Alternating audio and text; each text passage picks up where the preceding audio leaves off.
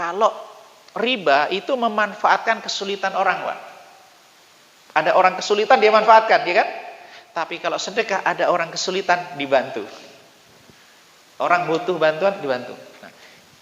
Nah, bank syariah ini transaksi yang dilakukan tidak masuk kategori riba. Memang ada sebagian transaksi yang belum ideal. Bahwa transaksi murabahah itu begini, Pak.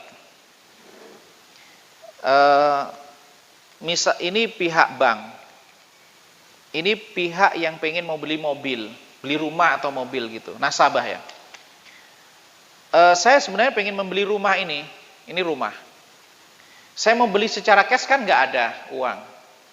Maka saya datang ke bank.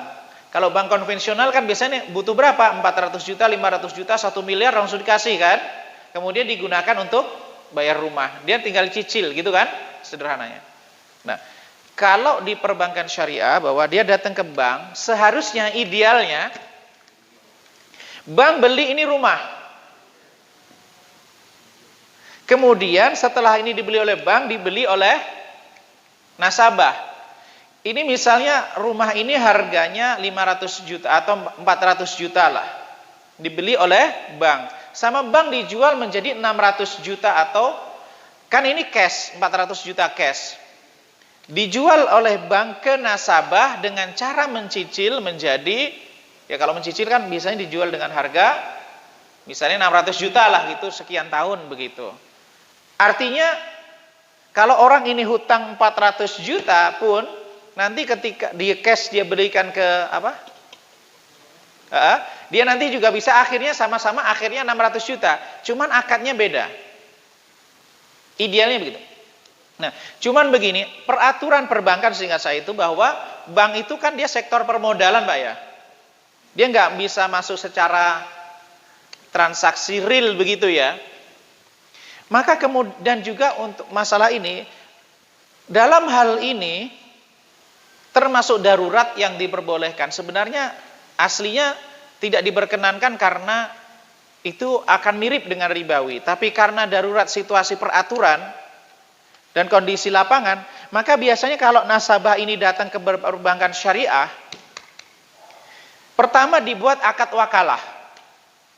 Bank mewakilkan kepada nasabah untuk membeli rumah ini 400 juta.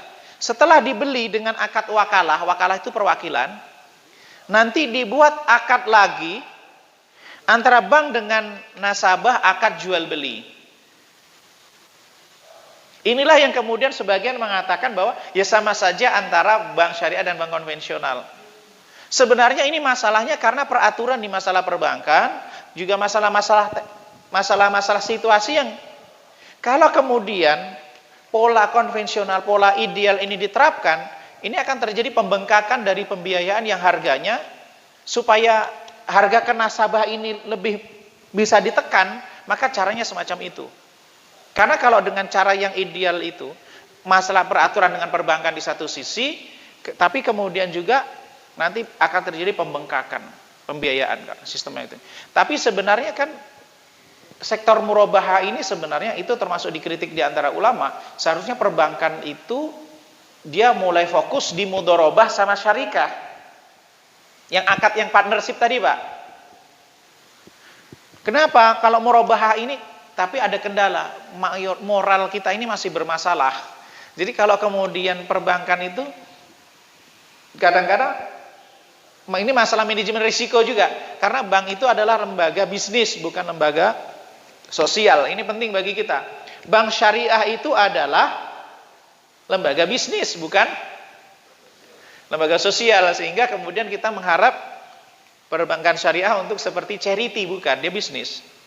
Nah gitu, ini penting. Di situ Pak sebenarnya tak perbedaannya, sehingga ada yang mengatakan mirip-mirip, ya memang, cuman akadnya sudah beda.